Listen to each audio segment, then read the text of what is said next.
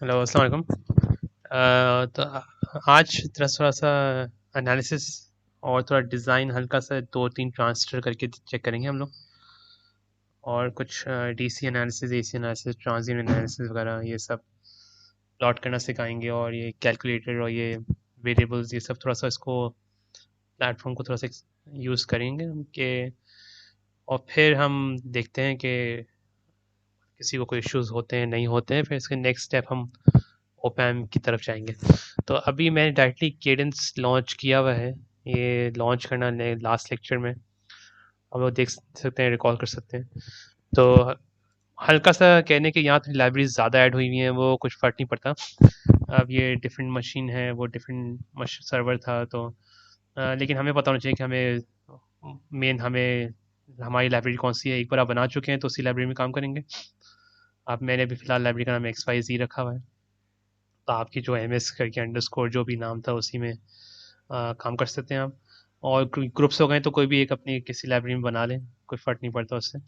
या तो अगर चाहें तो नई लाइब्रेरी बनानी है, इसमें दोनों का नंबर्स आ जाएँ, तो वो भी कर सकते हैं वो, लेकिन वो आपके अपने रिकॉर्ड के लिए। तो अभी मैं फ़िलहाल उसको फ्रॉम स्क्रैच एक स्कीमेटिक बना रहा हूँ। और उसमें फिर हम लेके चलते हैं कि कैसे चीज़ें ऐड करते हैं नहीं करते। तो अगेन वो फाइल न्यू सेल व्यू करके, अब ये स्कीमेटिक है। तो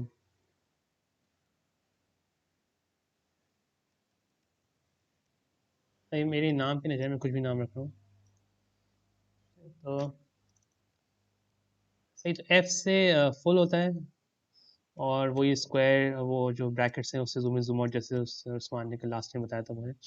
1F से स्कीमेटिक में जूम होता है। तो अगेन जैसे नौ हमारी लाइब्रेरीज थी, प्रिमलिब थी, NEL हमने चूज़ किया था सिंबल करके। तो फिलहाल वो हम सेलेक्ट करें। तो अब देखिए, अब मैं अगर F दबाऊंगा अभी तो वो फुल मेरी ट्रांसफर जूम कर लेगा।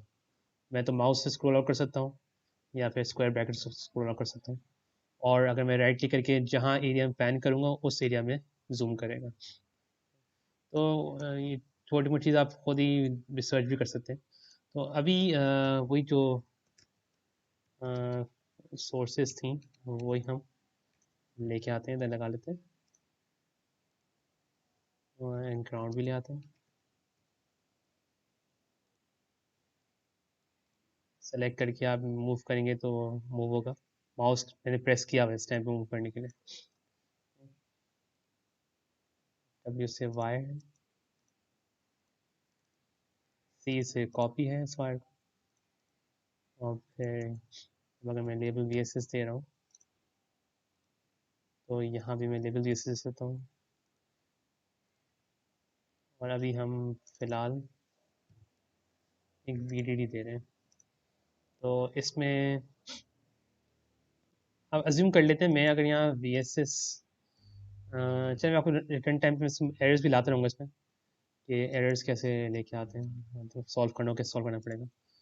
तो VSS सोर्स हमारी 0 है, और VDD सोर्स हमारी 1.2 वोल्ट है। तो फिलहाल मैं इसमें एक रजिस्टर लगा रहा हूँ, 10K का लगाते हैं रजिस्टर। और इसको सिंपल एक यहाँ सप्लाई देते हैं VDD। ये मेरा इनपुट है। यहाँ आप अलग से VSS भी लगा सकते हैं, एक ये तरीका भी है अनडू करके, वरना दूसरा सिंपल इसको कनेक्ट भी कर सकते हैं। तो ये शॉर्ट हो रहा है देखिए। अब कुछ लोग इसको ऐसे भी कनेक्ट कर देते हैं, लेकिन वो हम लोग, वैसे कोई मसला नहीं है, कनेक्ट तो यहाँ से भी हुआ है, बाहर से भी कनेक्ट हुआ हुआ था। लेकिन हम लोग प्रेफर करते हैं कि वो शॉर्ट हुआ वो बाहर से थोड़ा विजिबल हो, ताकि डिज़ाइन में क्लियर समझ आए कि ये आपका एक तरह से कनेक्ट हुआ हुआ है, ठीक है। ये इसमें हल्का सा जूम करके देखना पड़ता है कनेक्ट हुआ हुआ है नहीं हुआ हुआ।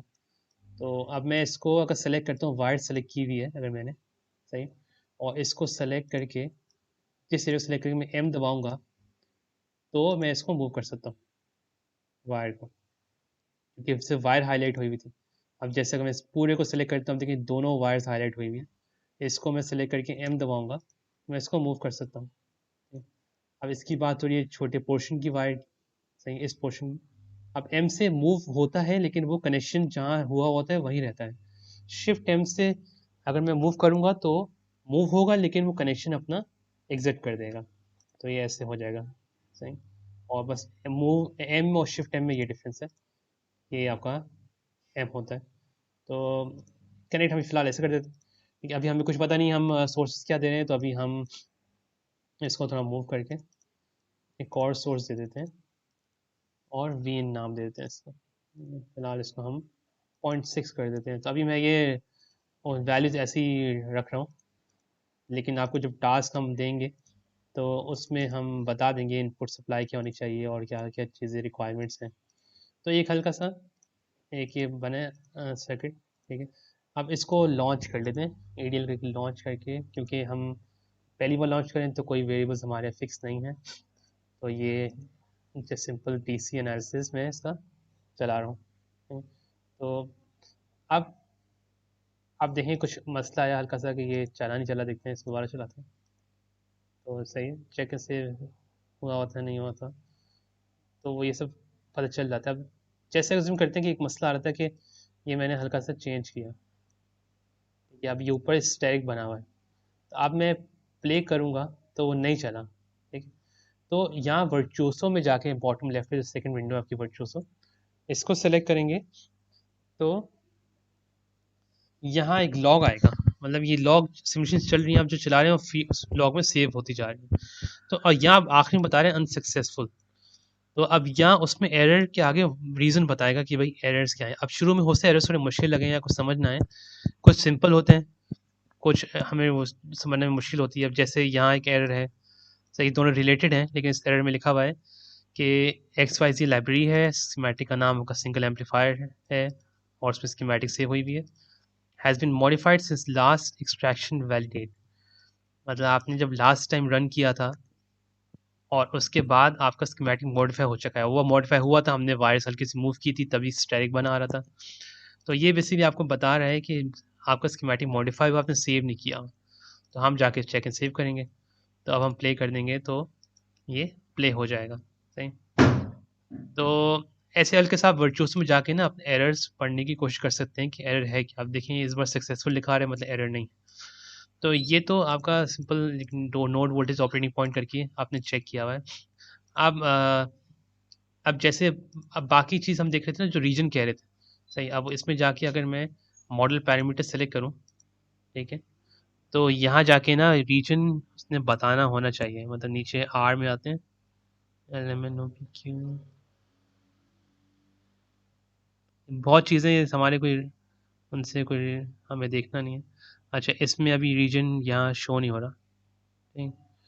तो इस वाले में देख लेते हैं हम मॉडल पैरामीटर्स में, तो इस वाले मॉडल पैरामीटर्स में शायद शो हो रहा हो।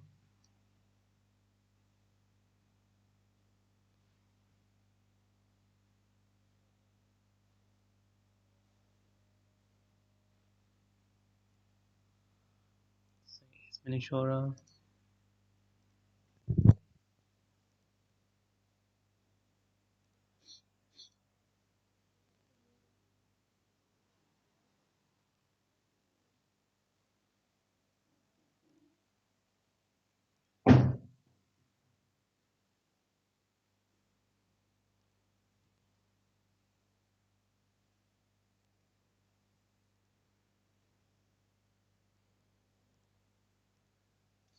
ठीक है, तो इसमें फिलहाल मैं मॉडल पैरामीटर्स देख रहा था, असली में हमें ऑपरेटिंग पॉइंट्स में देखना है कि हम ये फीचर यूज़ नहीं करते तो, लेकिन आप लोग शुरू में इसको देख सकते हैं TC ऑपरेटिंग पॉइंट्स जाके मिडिल वाला, लेफ़्ट वाले से तो हम सामने शो होता है, राइट वाले से विंडो खोलते हैं। DC नोड वोल्टेज सेलेक्ट करूँगा तो यहाँ एक विंडो में कुछ वोल्टेज शो होने चाहिए ऐसे DC ऑपरेटिंग पॉइंट्स में, और उसका यहाँ ऑपरेटिंग पॉइंट शो होंगे इस विंडो में। अब यहाँ रीजन होना चाहिए, जैसे रीजन ये 2 शो कर रहा है, तो रीजन 2 आपका होता है सैचुरेशन।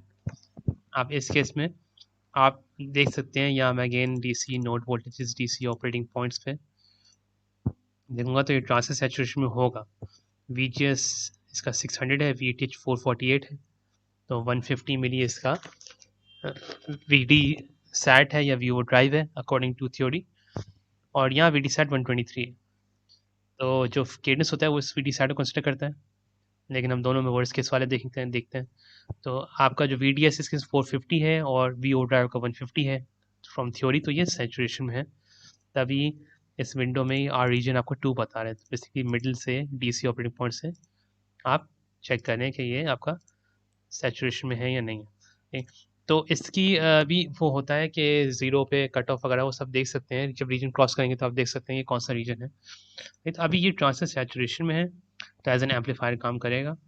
लेकिन अभी एज एन एम्पलीफायर इसलिए काम नहीं करेगा क्योंकि हमने सिंपल एक डीसी इनपुट दिया हुआ है, तो वो डीसी को एम्पलीफाई नहीं करेगा, वो किसी ट्रांजिएंट एसी वैल्यू को एम्पलीफाई करेगा।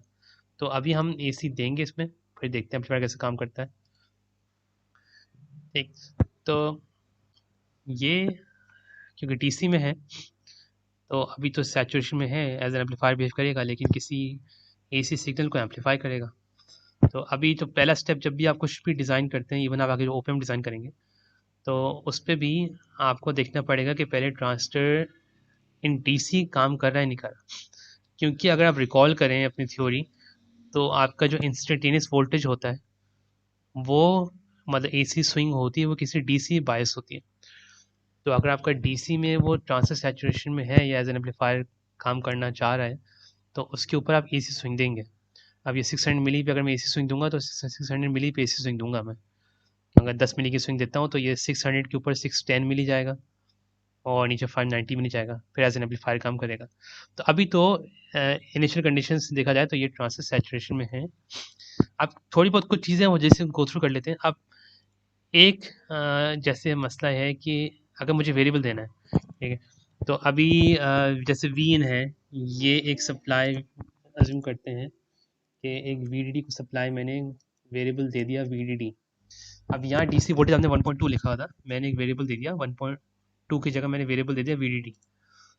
इसको मैं चेक एंड सेव जब करूँगा ना, तो अब ये चलने में एरर देगा। ये एरर इसलिए देगा, वो एरर देख लेते हैं कि कैसा एरर देता है। वो एरर इसलिए देगा क्योंकि हमने यहाँ एक वेरिएबल डिफाइन कर दिया है वीडीडी, और उसकी हमने कोई वैल्यू डाली नहीं है। तो वो तो या तो एक आउटपुट लॉग है, इसमें भी शो हो जाएगा, सही है, इसमें भी शो हो गया कि भाई ये एक P0 आपका पैरामीटर है, डीसी सप्लाई है जो भी है, उसमें आपका वीडीडी एक अनयूज्ड नॉट सेट एक पैरामीटर है। तो वो ये V0 सप्लाई आपकी ये है, V0 सप्लाई है, ये जो नाम बता रहा है, उसमें हमने वीडीडी वेरिएबल दे दिया, तो वो आपने सेट नहीं किया। अब ये वेरिएबल है ना, एक बार आपने गलती से चला दिया ना और एरर दे दिया उसने, तो वो यहाँ शो हो जाएगा डिज़ाइन वेरिएबल्स में ADL में वीडीडी के नाम से। वरना अगर शो खुद करना है तो आप इसको वेरिएबल्स जाके कॉपी फ्रॉम सेल व्यू करेंगे। कॉपी फ्रॉम सेल व्यू मतलब स्कीमेटिक से आप कॉपी करें, तो कॉपी फ्रॉम सेल व्यू करेंगे तो वो यहाँ शो हो जाएगा। तो अब यहाँ मैं 1.2 दे दूँ, या हमने डीसी सोर्स में डायरेक्ट 1.2 दिया था, बात एक ही है। डिज़ाइन वेरिएबल्स का फ़ायदा ये होता है कि अगर मैं कुछ चेंज करना चाहूँगा, मतलब मुझे कुछ वीडीडी सप्लाई चेंज करनी है, जैसे मुझे कोई वेरिएबल की वैल्यू चेंज करनी है, तो यहाँ चेंज करने से फ़ायदा होगा, मुझे बार बार स्कीमेटिक सेव नहीं करना पड़ेगा। और अगर मैं यहाँ चेंज करूँगा तो मुझे स्कीमेटिक सेव करना पड़ेगा, दोबारा चलाना पड़ेगा। तो वेरिएबल्स काफ़ी लोग आसानी से करते हैं, मतलब डिज़ाइनिंग में कि अगर चेंज करना है, चीज़ें चेक करनी है मल्टीपल टाइम्स, तो आप यहाँ चेंज कर सकते हैं। इवन आप ट्रांजिस्टर के W/L में भी यहाँ कोई वेरिएबल डाल सकते हैं। अगर मैं नंबर फिंगर्स मैंने यहाँ कुछ XYZ रख दी, मैंने कोई वेरिएबल दे दिया, तो XYZ मैं यहाँ जाके 1 कर दूंगा तो वो यहाँ 1 आ जाएगा, 2 कर दूंगा तो 2 आ जाएगा। तो हम लोग तो नहीं करते ट्रांजिस्टर में, लेकिन आप लोग चाहें तो ट्रांजिस्टर में अटैम्प्ट कर सकते हैं वेरिएबल देना। बस एक कुछ सर्टेन वेरिएबल्स होते हैं, उनमें हल्का सा कॉन्फ्लिक्ट आता है कि वो उनके अंदर जो अपने पैरामीटर्स होते हैं उनसे मतलब टकराते हैं एक तरह से। उनका नेम सेम होता है और आपने भी नेम सेम दिया होता है, तो वो एरर दे देता है, वो वेरिएबल आप डिफाइन नहीं कर सकते। तो लेकिन मेजॉरिटी वो आप जब चलाएंगे तो आपको आइडिया हो जाएगा। लेकिन अभी जैसे हमने एक वेरिएबल दिया है वीडीडी के नाम से, तो यहाँ एक वेरिएबल आ गया वीडीडी के नाम से, तो ये वेरिएबल ऐसे देते हैं। अच्छा, अब एक और चीज़ मैं बता दूँ कि कैलकुलेटर्स कैसे यूज़ करते हैं। अब टूल पे जाके कैलकुलेटर एक हमारा ऑप्शन है, अब कैलकुलेटर में विंडो खोलेगी सही सामने, ये इसमें लिखा रहे पैरामीटर्स VT है, VF है, VDC है, VS है, डिफरेंट है। अभी हम DC एनालिसिस चल रहे हैं तो उसके लिए हमें VDC सेलेक्ट करना पड़ेगा। तो अब जैसे VDC सेलेक्ट करूँगा और मैं किसी नोड पे सेलेक्ट करता हूँ, जैसे ये वायर है, इस पर मैं सेलेक्ट करूँगा तो यहाँ मेरा वेरिएबल आ जाएगा, ठीक है। अक्सर मसला होता है कि वो मतलब सेलेक्ट नहीं होता, तो कुछ भी हो रहा है, अगर सेलेक्ट नहीं हो रहा दोबारा एस्केप दबाएं, नहीं हमेशा एस्केप दबाएं और दोबारा VTC सेलेक्ट करके इसको सेलेक्ट कर लें तो यहाँ आ जाएगा। नहीं, अच्छा अब यहाँ आपने खुद लेबल नहीं दिया हुआ ना इसको तो उसने खुद ही एक लेबल उठा लेता है अपने नाम से, जो डिफ़ॉल्ट वायर अपनी जब पिछाई होती है तो उसका डिफ़ॉल्ट नेम आ रहा है नेट 3। तो अगर कोई लेबल है जिसको आपको यूज़ करना है रिजल्ट नोट डाउन करने के लिए, तो उसमें हम वेरिएबल दे देते हैं। अब जैसे अगर एम्पलीफायर है तो ये मेरा आउटपुट है, ठीक है। तो इसको मैंने बेसिक करके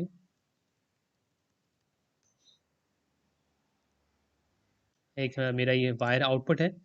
अब मैं इसको लेबल देता हूँ वी आउट के नाम से। देखिए मैंने इसको लेबल देते वी आउट।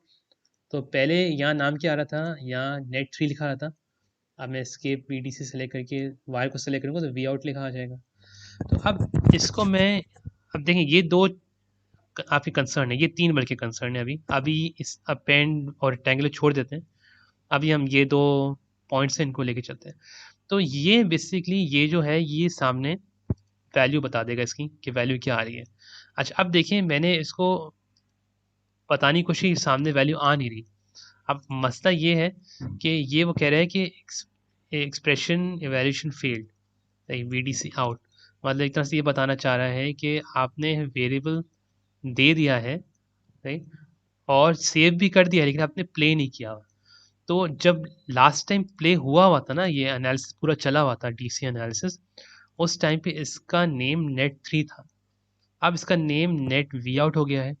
तो अब वो net V out according to old analysis वो एग्जिस्ट ही नहीं करता।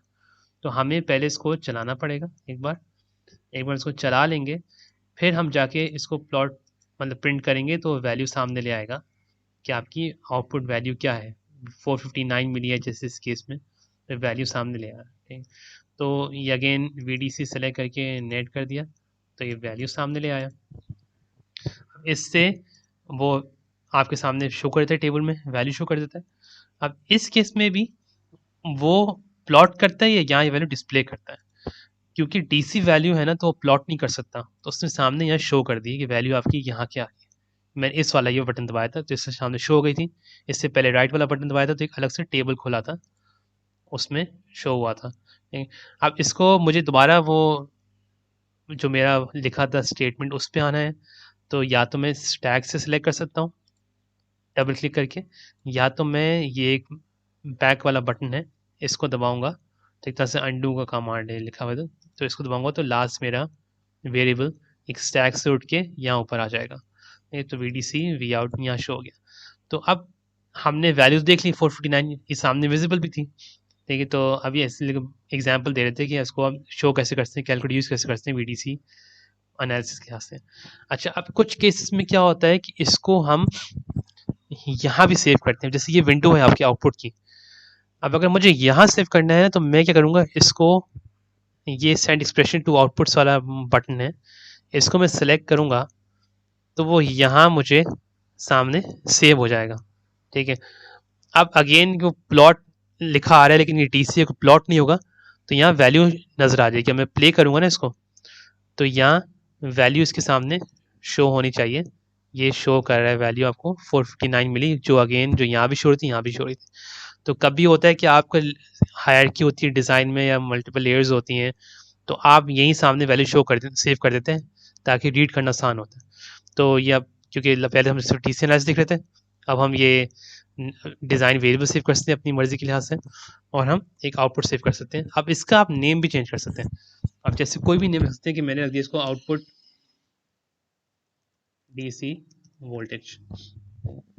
अब इसको मैंने ये नाम दे दिया, इसको सेव कर दिया मैंने। तो अब यहाँ वो आउटपुट DC वोल्टेज के नाम से शो हो रहा होगा, ठीक है। अब सिमुलेशन चल रही होगी तो वो कह लें कि शो नहीं हो, मतलब शो होना चाहिए, तो ये क्यों नहीं हो रहा। आउटपुट DC वोल्टेज हमने सेव कर दिया, एक बार दोबारा कभी हल्का सा इशू करता है तो दोबारा चेक सेव करके चला देते हैं।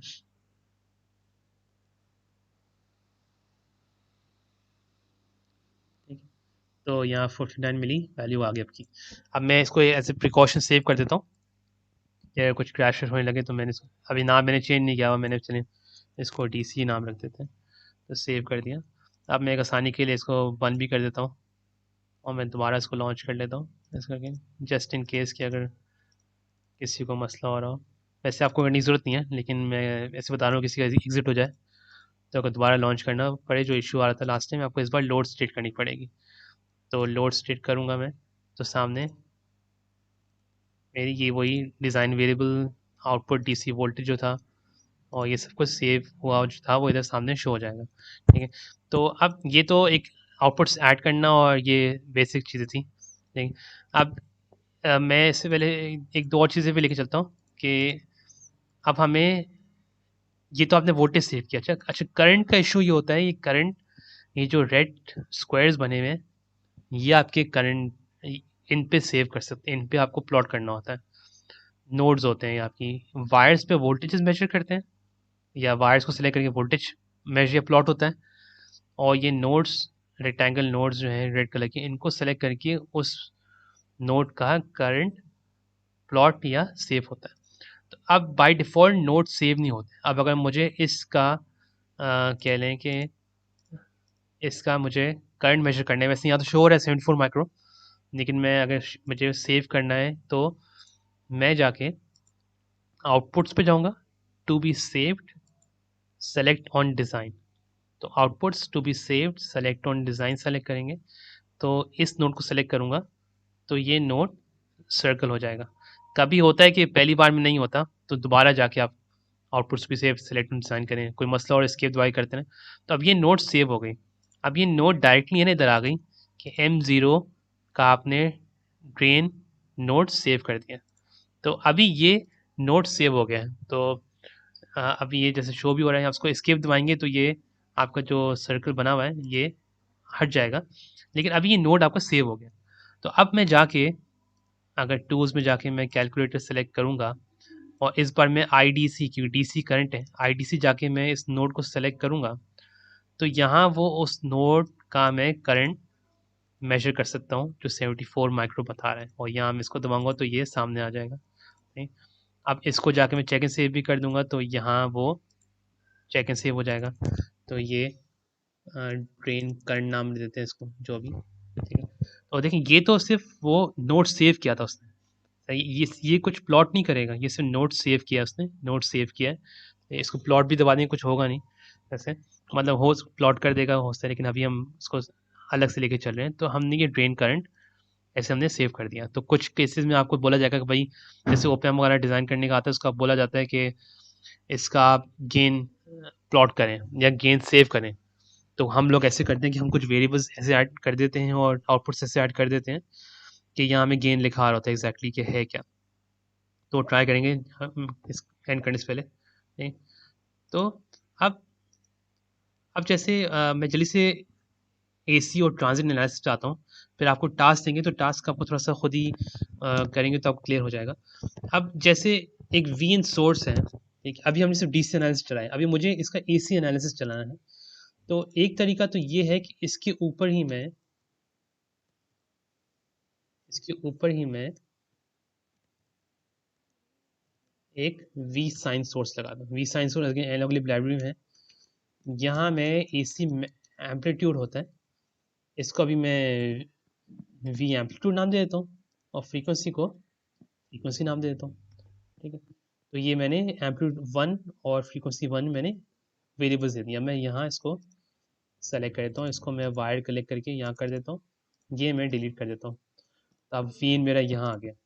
तो अब अब ये मैंने बेसिकली क्या किया है कि ये तो VSS था, अब यहाँ जो वोल्टेज आ रहा है वो 600 मिली आ रहा है, क्योंकि ये इसकी सप्लाई थी वो 600 मिली है। ये 600 मिली सप्लाई इसकी आ रही है, और अब मैं जो एम्पलीट्यूड दूंगा जिस फ्रीक्वेंसी का, वो इस 600 मिली के ऊपर ऑसिलेट करेगा। तो अब यहाँ मुझे पहले वेरिएबल्स करना पड़ेगा। मैंने एम्पलीट्यूड दे दिया 1 मिली दे दिया जिम करते, और मैंने फ्रीक्वेंसी दे दी 1 मेगा दे दी जिम करते। तो वी एम्पलीट्यूड 1 मिली है, फ्रीक्वेंसी 1 मेगा है। तो अब मुझे, क्योंकि AC सिग्नल दिया है ना, तो अब मैं इसका सिर्फ DC चलाऊंगा ना, इसको फर्क नहीं पड़ेगा, नहीं, क्योंकि वो तो DC प्लॉट कर देगा। अब AC के लिए मुझे AC एनालिसिस करना पड़ेगा, नहीं, या इस केस में पहले हम चले ट्रांजिट कर लेते हैं, नहीं AC पे नहीं करते। ट्रांजिशन कर लेते हैं। ठीक है, अब ये स्टॉप टाइम बोल रहा है, ये बता रहे हैं आप कितना लंबा चलाना है ट्रांजिशन। तो 1 मेगा की मतलब टाइम पीरियड 1 माइक्रो होता है, तो हम बाय डिफ़ॉल्ट 10 साइकिल्स ले लेते हैं। ये कुछ आप जितनी चाहे ले सकते हैं, बस हम 10 साइकिल्स सेलेक्ट करने के लिए हमने 10 मिनट को टाइम दे दिया है। कंजर्वेटिव, मॉडरेट, लिबरल वगैरह फिलहाल कंजर्वेटिव रखते हैं। कंजर्वेटिव ज़्यादा स्ट्रिंजेंट के लिए एनालिसिस होता है, तो थोड़ा टाइम ज़्यादा लेता है, लेकिन तो छोटा सर्किट है तो फ़र्क नहीं पड़ेगा, कंजर्वेटिव चला सकते हैं इसको। ठीक है, तो अभी फ़िलहाल इसको ओके कर देंगे तो यहाँ ट्रांजिट सेव हो जाएगा। अगेन अब मैं जाके सेशन सेव सेल व्यू पे, इसी पे DC प्लस ट्रांजिट कर देता हूँ, सेव कर दूंगा। अब मैं इसको चलाऊंगा तो DC भी चलेगा, ट्रांजिट भी चलेगा। अब DC जैसे सामने शो होना चाहिए था वैसे हो जाएगा। ये अगेन ये DC एनालिसिस सेव हमने यहाँ करे थे, वो सेव हो रहे हैं। ठीक है, कभी अगर वैल्यूज किसी की डिस्प्ले नहीं हो रही तो वही जाके नोट वोल्टेजेस ऑपरेटिंग पॉइंट जाके सेलेक्ट करना। अब मुझे ट्रांजिट प्लॉट करने की बात आती है। ट्रांजिट हम शो नहीं देख नहीं सकते, सही। तो ट्रांजिट हमें टूल्स जाके अगेन कैलकुलेटर पे जाके इस बार मैं VDC DC वोल्टेज के लिए था, ट्रांजिट के लिए VT करेंगे। VT ट्रांजिट वोल्टेज है, IT transit current. VT select करके अब मैं इसको अगर सेलेक्ट करता हूँ ना, इस लेवल को, इस वायर को, तो ये वायर फ्लैट रिस्पॉन्स आएगा क्योंकि इसमें कोई ट्रांजिट चेंज नहीं है, सिंपल DC वोल्टेज है। तो इसको अगर मैं, अब मुझे प्लॉट करना है ना इसको, अगर ट्रांजिट तो प्लॉट करेंगे आप, ट्रांजिट हम देख नहीं सकते, तो इससे प्लॉट होता है लेफ्ट वाले से। अच्छा, अब अपेंड, रिप्लेस, न्यू सब विंडो, न्यू विंडो, ये 4 अलग टाइप्स हैं। फिलहाल अभी न्यू विंडो सेलेक्ट करके उसको प्लॉट करते हैं, तो ये एक सिंपल DCC लाइन आ रही है 600 मिली पे। तो ये क्योंकि हमने इधर कुछ चेंज हमने रखा नहीं, अब मैं इसके ऊपर वाला सेलेक्ट करूंगा तो यहाँ एक हमने सिग्नल दिया है 1 मेगा का, 1 मिली का सिग्नल, तो वो शो होगा। अच्छा, अब यहाँ ध्यान रखिए, ये न्यू विंडो का मतलब होता है कि ये जैसे विंडो आपने खोली हुई है तो वो अलग विंडो में खुल जाएगा, सही। जैसे कि मैं इसको जाके प्लॉट करता हूँ तो एक अलग विंडो में खुल गया, देखिए विंडो 1, विंडो 2। अब अगर मैं इसको जाके कह लें कि न्यू सब विंडो सेलेक्ट कर लेता हूँ, या चलिए अपेंड कर लेता हूँ। तो अपेंड का मतलब ये है कि इस ऑलरेडी इस विंडो के ऊपर ही वो नई वाली वेवफॉर्म है वो प्लॉट कर देगा।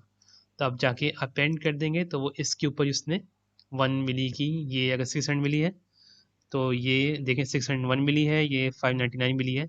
तो हमने यहाँ वेरिएबल दिया हुआ था एम्पलीट्यूड 1 मिली का और फ्रीक्वेंसी 1 मेगा की, तो वही एम्पलीट्यूड 1 मिली ऊपर 1 मिली नीचे जा रहा है, और इसका एक पूरी साइकिल है वो आपकी 1 माइक्रो सेकेंड पे कंप्लीट हो रही है। तो अब यहाँ मैं आपको चेंज कर दूंगा, चेंज कर दे भी सकते हैं एम्पलीट्यूड वगैरह, तो चेंज हो जाएगा आपका आउटपुट, चेंज हो जाएगा उस लिहाज से जिस लिहाज से आपने फ्रीक्वेंसी या एम्पलीट्यूड वगैरह यहाँ सेट किया हुआ है। तो अब ये एक तरीका तो ये था इस साइन को तो देने का। अब दूसरा मैं बता देता हूँ, आपको ट्राई कर सकते हैं। दूसरा ये है कि मैं इसको डिलीट कर दूं, सही। मैं डायरेक्ट इसको कनेक्ट कर दूं और इसके अंदर ही मैं DC वोल्टेज 600 मिली असाइन कर दूं। ठीक है, तो ये दोनों चीज़ें एक ही हैं। अब इसके अंदर मैंने DC 600 कर दिया, उसके ऊपर ऑसिलेट कर रहा है, या तो पहले इसको एक सोर्स लगाई थी और उसने 600 मिली ऑसिलेट करता, दोनों कुछ मसला नहीं है, वो आपकी चॉइस है। स्टार्ट ऐसे कर सकते हैं, फिर आगे जाके क्योंकि जितनी ज़्यादा आप चीज़ें लगाएंगे उतना ज़्यादा कॉम्प्लिकेट हो जाएंगे सर्किट आपके लिहाज से, तो उसको आगे जाके जो एक ही सोर्स से आप यूज़ कर सकते हैं। तो अभी तो हम 2 अलग सोर्स यूज़ किए हुए। तो ये अभी हमने ट्रांजिट एनालिसिस करके हमने प्लॉट्स सेव कर दिए ट्रांजिट। अब इसमें आप कह लें कि मार्कर्स भी रख सकते हैं, एम जहाँ सेलेक्ट करेंगे माउस वहाँ आप एम प्लेस करेंगे तो वो मार्कर उधर प्लेस कर देगा, अगर मैं इधर करूँगा तो वो मार्कर इधर प्लेस कर देगा। कुछ केस में डिफरेंस चाहिए होता है तो वो सेलेक्ट करके हमने ए दबा दिया और फिर दूसरा जाके आपने बी दबा दिया तो बता देगा कि ये यहाँ से यहाँ तक का डिफरेंस क्या है। अब वो बता रहे हैं कि वर्टिकली इसका डिफरेंस है DY के लिहाज से 1.999 मिली वोल्ट, मतलब 2 मिली वोल्ट। तो वही है, हमने वेरे एम्पलीट्यूड 1 मिली दिया था तो पीक टू पीक 2 मिली हो गया, तो यहाँ शो हो गया। तो ये तो इनपुट वोल्टेज था। सिमिलरली इसका आउटपुट वोल्टेज भी सेलेक्ट कर सकते हैं, कैलकुलेटर से जाके वी ट्रांजिट सेलेक्ट करके इसका वी आउट भी सेलेक्ट कर सकते, अगेन अपेंड करेंगे तो वो इसका आउटपुट आ जाएगा। अब ये क्योंकि ये डीसी वोल्टेज लेवल अलग है तो वो थोड़ा सा नीचे शिफ्ट हुआ हुआ है। इसको अब जाके यहाँ आप ब्रेक भी कर सकते हैं। सही है, तो इसको सेलेक्ट ब्रेक करेंगे तो वो 3 अलग-अलग उसने पोर्शंस में इसको ब्रेक कर दिया, जितनी वेवफॉर्म थी उनको ब्रेक कर दिया। अब मेरा इनपुट तो था, वो था मेरा 2 मिलीवोल्ट। अगेन इसका मैं यहाँ सेलेक्ट करके ए दबा के इसका बी कर दूंगा। अब ये मेरा जो आउटपुट आ रहा है, ये मेरा आ रहा है 8.22 मिली वोल्ट। ठीक है, तो एक तरह से इनपुट से आउटपुट तक मेरा सिग्नल एम्पलीफाई हुआ है। ठीक है, तो अब ये 2 का इनपुट था, आउटपुट 8.2 हो गया, तो मतलब गेन रफली 4 का गेन है। नहीं तो आप इसको जाके चेक भी कर सकते हैं कि गेन क्या होता है, जी एम आर नॉट होता है। ठीक है, आप इसका जी एम है 4585 माइक्रो। ठीक है, और इसका जी डी एस देख लेते हैं, इसका जी डी एस क्या है। इसका G D S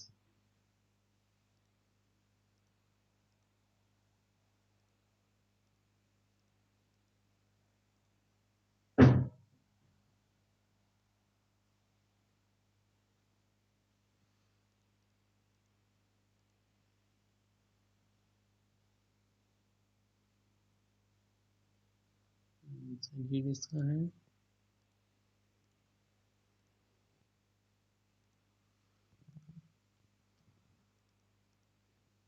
DC operating points में जाके अक्सर कंफ्यूजन होती है कि इसका डीसी ऑपरेटिंग पॉइंट, इसका डीसी ऑपरेटिंग पॉइंट, लेकिन यहाँ पहले मुझसे इसको कहता है दोबारा।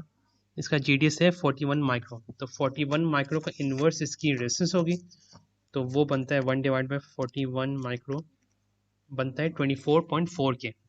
तो 24.4 के और इसके पैरेलल में 10 के था अभी। तो आपने इसका अगर इक्वलेंट रेजिस्टेंस देख लिए 10 के की और 21.4 के की, तो इसकी बनती है 6.8 के।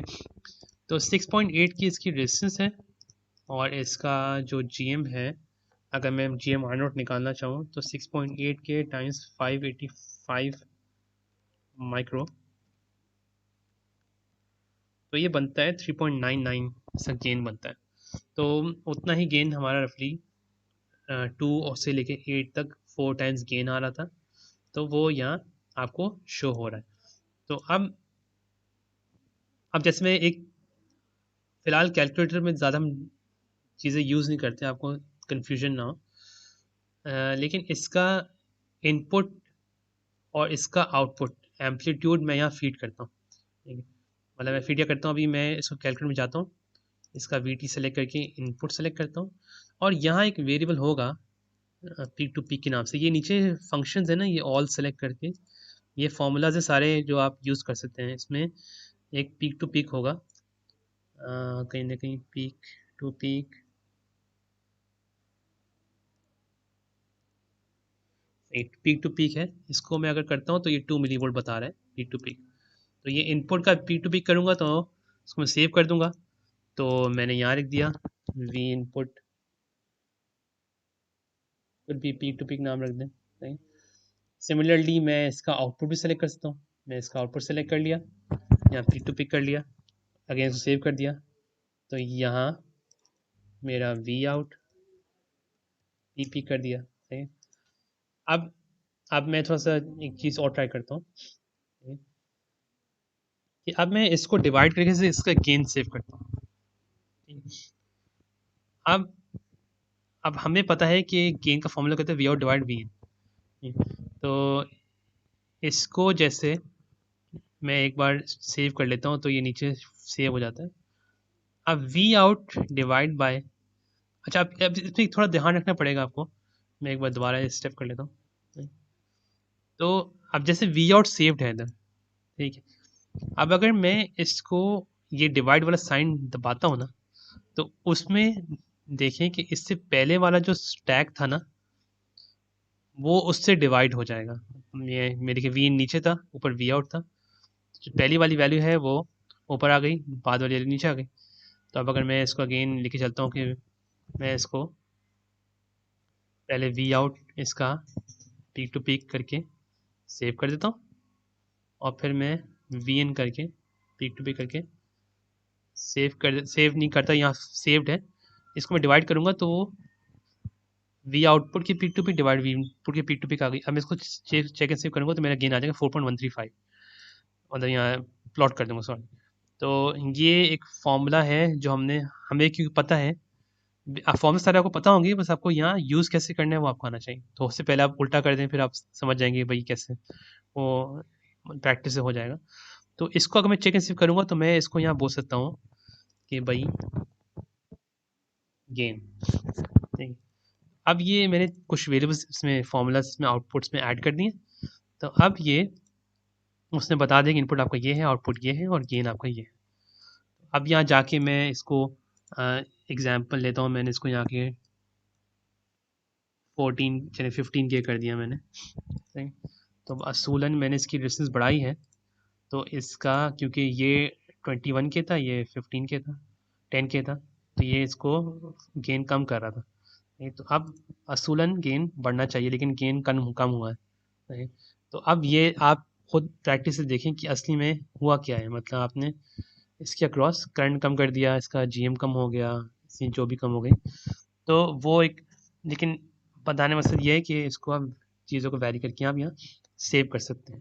तो पहला काम तो आप लोगों ने ये करना है, ठीक है, जिसमें आपने इसको यहाँ तक एनालिसिस लेके आना है। नहीं, इसका फर्दर में अगर लेके जाना चाहूँ, इसका एक थोड़ी सी AC एनालिसिस भी देख लेते हैं। इसका अगर मैं AC एनालिसिस कर लूँ तो एक ये बाय डिफ़ॉल्ट अभी अज्यूम कर लेते हैं कि 1 हर्ट्ज से लेके 1 गीगा तक। तो ये स्टार्ट स्टॉप बता रहा है कि AC एनालिसिस कहाँ से कहाँ तक प्लॉट करना है आपने। इसको लॉग करके इसको 100 कर दें, मतलब एक लॉग मतलब 10 से लेके 100 तक 100 पॉइंट सेव होंगे, 100 से 1000 तक 100 पॉइंट सेव होंगे, 1000 से 10,000 से 100 पॉइंट सेव होंगे। तो ये ओके कर देते हैं, तभी AC एनालिसिस सेव हो जाता है। लेकिन ट्रांजिएंट के लिए हमें यहाँ देना पड़ा था एक V एम्पलीट्यूड और फ्रीक्वेंसी देनी पड़ी थी। AC के लिए बस क्या होता है, AC मैग्नीट्यूड यहाँ 1 दे देते हैं, 1 वोल्ट रेफरेंस के लिए 1 वोल्ट देते हैं। तो ये हमें करना जरूरी है अगर हमें AC एनालिसिस चलाना है। तो इसको हम चेक एंड सेव करके, और ये सोर्स में दिया हमने इनपुट वाली सोर्स में, अब मैं इसको चला देता हूँ। तो TC ट्रांजिएंट तो हम चला चुके हैं, तो यहाँ वो शो हो जाना चाहिए। देखिए अब अगेन टूल्स कैलकुलेट जाके अब मैं AC के लिए VF चलाऊँगा। VF करके मैं V आउट अगर क्लिक करता हूँ तो यहाँ VF आता है, और हमें पता है हम ज़्यादा AC DB20 में देखते हैं, तो इसका मैं ऊपर जाके DB20 दबाता हूँ बटन। वो हो सकता है यहाँ ना हो, अगर यहाँ नहीं है तो फंक्शन पैनल में ऑल सेलेक्ट करके यहाँ वो DB20 होगा। DB20 यहाँ जाके ये होगा, इसको मैं सेलेक्ट कर सकता हूँ, तो यहाँ सेव हो गया। अब मैं इसको प्लॉट कर दूंगा, तो अब देखिए अपेंड हुआ है। सही, तो अब अपेंड हुआ है, प्लॉट करूंगा तो वो इसी विंडो पे प्लॉट हो जाएगा। लेकिन मुझे पता है कि मैं तो इसमें ट्रांजिएंट एनालिसिस देख रहा था, तो AC के लिए मैं इसको न्यू विंडो कर दूंगा, तो ये एक नई विंडो में प्लॉट हो जाएगा। अब यहाँ देखें कि यहाँ क्या हो रहा है, ये इसका AC आउट बता रहा है कि ये इसका रिस्पॉन्स क्या आ रहा है, ये 11.59 dB आ रहा है। नहीं, अब 11.59 dB आपका dB में है, इसको आप वापस लाके मैग्नीट्यूड में देख लें, 11.59 डिवाइड बाई 20 करके एंटी लॉग, तो आपको बता देगा कि 3.8 आपका गेन है। तो वही 3.8 यहाँ भी गेन आ रहा है। सही, तो वैसे दूसरा मतलब तरीका बोलेगा भाई मैं इसको DB नोट क्यों करूँ, मैं इसको जाके न्यू विंडो में जाके डायरेक्ट मैं इसका मैग्नीट्यूड रिस्पॉन्स देख लेता हूँ, तो वो डायरेक्ट उसने बता दी कि 3.79 इसका गेन है। तो फिलहाल तो मैग्नीट्यूड रिस्पॉन्स देख सकते हैं, लेकिन हम लोग हर चीज़ में DB20 या DB स्केल में करते हैं, तो आपको DB करना ज़रूरी होगा। तो ये आपका, अगर इस वेवफॉर्म को देखा जाए तो ये आपका क्या हो गया, एक गेन बता रहा है कि ये गेन 10.59 dB गेन है। और अब ये क्योंकि फ्रीक्वेंसी आपकी 1 मेगा है, तो मैं 1 मेगा पे देख सकता हूँ कि 1 मेगा पे मेरा गेन कितना है। ये तो DC गेन आप देखें ना 2.6 हर्ट्ज पे, तो 1 मेगा पे आपका गेन 11.59 dB ही है।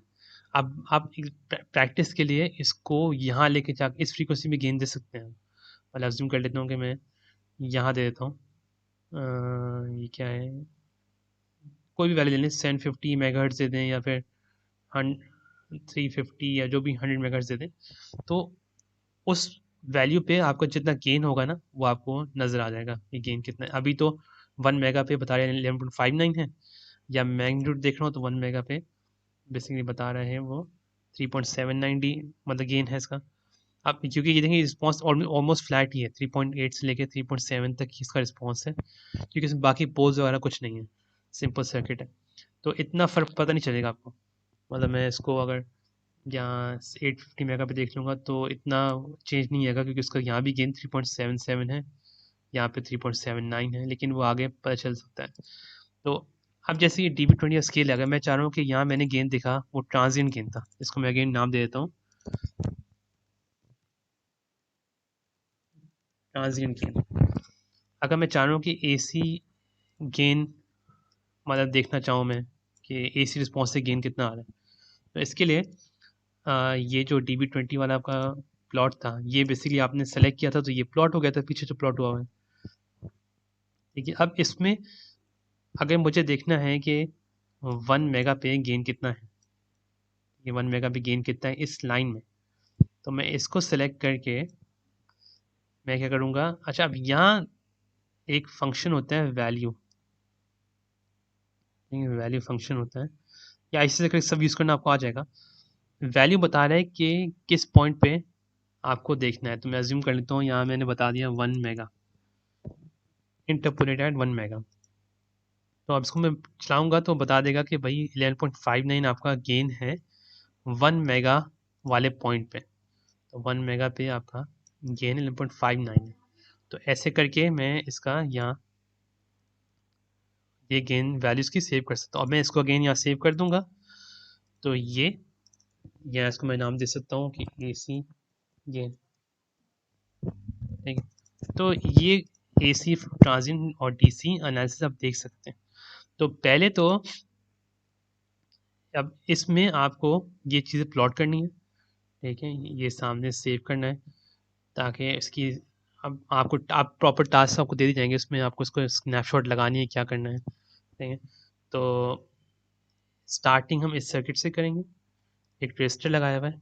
अब जो टास्क होगा वो ये फ़िलहाल आपका प्रैक्टिस के लिए, कि आपको यूज़ टू करना आ जाए ये AC DC ट्रांजिएंट एनालिसिस वगैरह।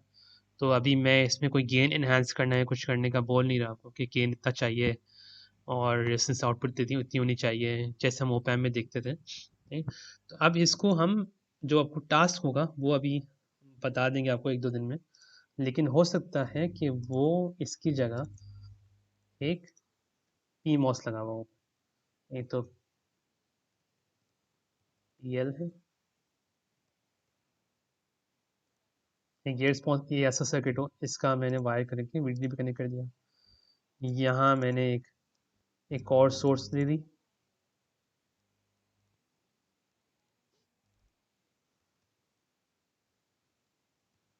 VP नाम रख दिया। अब बस ध्यान रखिएगा मैंने V कैपिटल रखा हुआ इधर, तो मुझे हर जगह V कैपिटल रखना पड़ता, तो अभी स्मॉल रख देते। तो और यहाँ मैं कुछ वेरिएबल दे सकता हूँ या फिर मैं कुछ भी दे सकता हूँ VB दे के। तो यहाँ एक कनेक्शन देके फिर आप, क्योंकि हमें पता है कि भाई रजिस्टर लगा होता है, वो रजिस्टर की रेजिस्टेंस लिमिट करता है और अपना क्रॉस ड्रॉप भी ज़्यादा कंज्यूम करता है। तो अब इस केस में एक टास्क ऐसा हो सकता है कि इस सर्किट में आपको बोला जाए कि इसका गेन प्लॉट करो। ठीक है, अब और इसके अभी फेस पे नहीं जाते, अभी गेन प्लॉट ही देखते हैं। तो अब गेन प्लॉट करने का एक तरीका तो ये है कि मैं इसका transient input transient output note down करूँ। ठीक है, तो वो जो ट्रांजिएंट इनपुट ट्रांजिएंट आउटपुट जैसे हम नोट इधर नोट डाउन किया था, हमने खुद ही देख लिया भाई 2 मिली है, ये 8 मिली है, गेन 4 है। तो और फिर हमने इसी को यहाँ कैलकुलेटर में डाल के हमने गेन ले आए, ये 4 है, अभी तो 3.8 है। AC गेन देखा जाए तो ये वेव फॉर्म है, सही।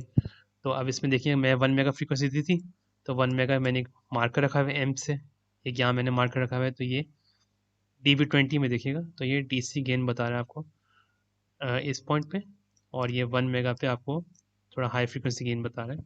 तो एक AC रिस्पॉन्स आपका गेन देखा जाए तो ये भी हो सकता है। सही है, तो ये ज़्यादा प्रेफर करते हैं ये वाला मेथड, क्योंकि इसमें फिर आप वो दो प्लॉट्स करके आप यूज़ करते हैं। वैसे हमने तो यहाँ फॉर्मूला ऐड कर दिया है, नहीं?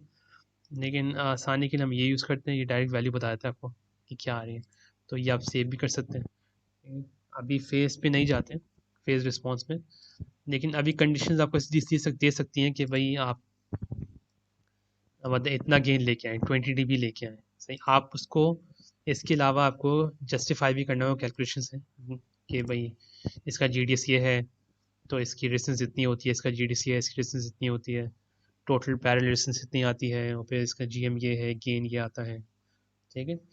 तो टास्क ऐसा हो सकता है कि इससे पहला रेजिस्टेंस वाला टास्क है, वो तो आप इसको यूज टू होने के लिए आप देख सकते हैं DC ट्रांजिएंट AC एनालिसिस करके। और फिर होता है कि उसकी स्नैपशॉट मांगी जाए। मेन टास्क पर ये हो सकता है कि एक सिंगल ट्रांजिस्टर बेस है, कहने के एम्पलीफायर बनाना है, उसका गेन कंडीशन आपको दे दी, और इतनी स्विंग चाहिए, या जो भी आप स्विंग आप इसको ऐसे देख सकते हैं कि जैसे यहाँ हमने स्विंग देखी थी कि 8.2 मिली आ रही थी, ये उस केस में जब मेरा input 2 milli volt peak to peak है। तो अब अगर मैं इसकी इनपुट स्विंग बढ़ा दूंगा, 10 मिली कर दूंगा, तो गेन अगर मेरा इफेक्ट नहीं होता तो मेरी आउटपुट स्विंग भी उतनी चाहिए। अब देखिए यहाँ एक एरर आ गया। अब ये एक एरर क्या आ गया कि अब हमें पता नहीं एरर क्या है। अभी इसको समझने की कोशिश करते हैं एरर क्या है। या तो यहाँ देख सकते हैं, या तो वर्चुअल्स में देख सकते हैं, ठीक है। अब वो यहाँ उसने बताया नहीं, बताया हमें एरर। अच्छा, यहाँ नहीं बताया उसने, फिलहाल आउटपुट लॉग में दिखा दिया हमें। आउटपुट लॉग में से एरर दिखा दिया कि V4 सोर्स है, इसमें VP आपने सेट किया अगेन जैसे हमने पहले किया था, तो VP वेरिएबल दिया और हमने उसको असाइन नहीं किया हुआ, नहीं। तो ये हमने चले 500 मिली वोल्ट हमने एक वोल्टेज सोर्स लगा दी इधर, और ये वही सोर्स है जो PMOS पर ट्रांस लगाया, इसकी आपने सोर्स फीड की हुई है। अभी तो हमने 500 मिली वोल्ट ऐसे ही रख दिया है, नहीं? तो अभी वो जो भी वैल्यूज आएंगे इस पर हमारा कंसर्न नहीं है, लेकिन ये रिस्पॉन्स अभी चल गया है बस। तो इसका मैं अब जैसे कभी इश्यूज करता है कि कभी प्लॉट नहीं करता या कुछ करता है, तो वो यहाँ आप दोबारा चला रहे हैं, कभी थोड़ा ग्लिची होता है गेट्स, तो दोबारा चला लें इसको, फिर रिस्पॉन्स जो सामने आएगा उसको नोट डाउन कर लें, ये कि रिस्पॉन्स क्या आ रहा है, DC ट्रांजिएंट AC जो भी है। और इसका अब ये आपको पहले अगेन जब अपने पहले ट्रांस लगाएंगे तो आपको उसका वो देखना पड़ेगा कि इसका गेन मतलब ट्रांस सैचुरेशन में है या नहीं है। तो मेन पहला कंसर्न हमारा यही होगा कि ट्रांस सैचुरेशन में है। अब जैसे इस केस में देखा जाए तो ये इसका VGS 700 मिली है, VTH 380 है, तो 370 इसका वी ओवर ड्राइव है। और फिलहाल अगर PD सैट देखो तो वो तो 236 मिली है, तो सैचुरेशन में है अगर उसको फॉलो करें। तो नीचे वाले केस में इसका ट्रांसफर देखते हैं सैचुरेशन में है ही नहीं। तो अगर सैचुरेशन में है ट्रांसफर, हमें तो ट्रांसफर सैचुरेशन में लाना पड़ेगा। तो अभी तो हम दोनों कंसिडर करेंगे, दोनों कंडीशन में सैचुरेशन में हो, भी आपका VGS माइनस VT करके जो VT और ड्राइव आता है उसमें भी ट्रांस सैचुरेशन में हो, तो उस लिहाज से देखा जाए तो ऊपर सैचुरेशन में नहीं है, नहीं। तो अभी लेकिन अगर मैं इसको प्लॉट करूं, या इसको मैं इस वेवफॉर्म को जाके मैं अगर रिफ्रेश कर लूं, नहीं, तो रिफ्रेश आप ऊपर से जाके भी कर सकते हैं, रीलोड कर सकते हैं इधर आके, नहीं। तो यहाँ आपको शॉर्ट की बता रहा है Ctrl R करके रीलोड हो जाता है आपका। तो अब देखिए मेरा इनपुट मेरा क्या था, 20 मिली था, और मेरा आउटपुट 136 मिली आ रहा है। तो अभी मेरा गेन हो गया है, वो हो गया 6.8, पहले 4 था, तो गेन बढ़ गया है क्योंकि हमने एक ट्रांजिस्टर लगा दिया है, और पहले रजिस्टर था, तो इसका गेन हमें थोड़ा सा एक वैल्यू सेट करनी होगी, वो आप गेन आपको उतना लाना होगा। और अगर गेन उतना नहीं आ सकता, जो क्लोज टू क्लोज जितना गेन आप ला सकते हैं, वो आपको ये भी बोला जाएगा भाई इनपुट वोल्टेज कितना है, सही। तो इनपुट वोल्टेज अगर 10 मिली दे दिया है, एम्पलीट्यूड, तो आपका आउटपुट एम्पलीट्यूड कितना आ रहा है।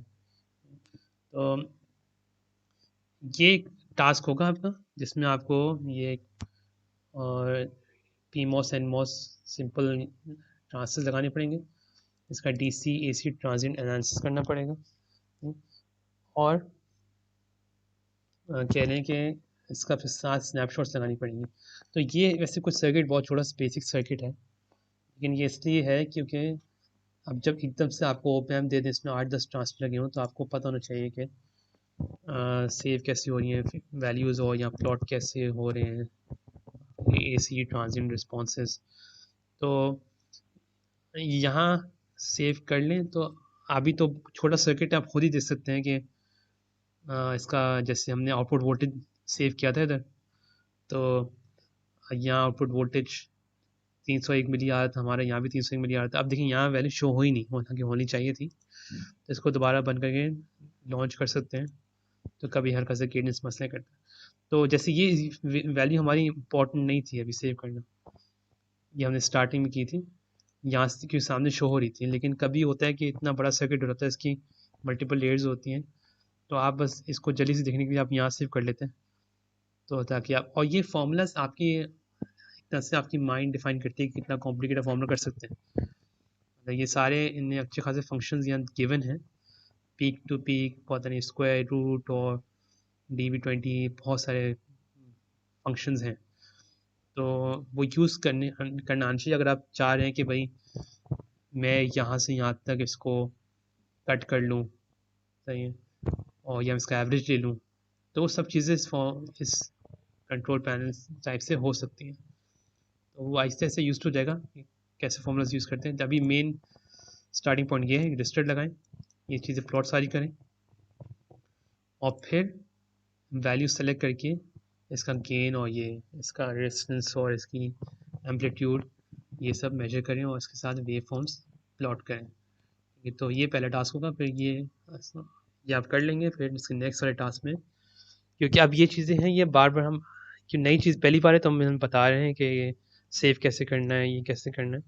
तो नेक्स्ट टाइम ये नहीं बताएंगे आपको कि DC AC एनालिसिस ये ऑलरेडी सेव होगा। हो सकता है कि ऐसे लेक्चर्स में मतलब आपको दूँ भी नहीं, बस आपको नेक्स्ट टाइम एक टास्क डिफाइन कर दी जाए कि भाई ये आपको ओपन है, और ये कुछ हो से बेसिक पॉइंट्स लिख दें कि अच्छा ऐसे करके सेव करना है, या उससे छोटी सी वीडियो हो जाए 5 मिनट की एक्सप्लेन करने के लिए।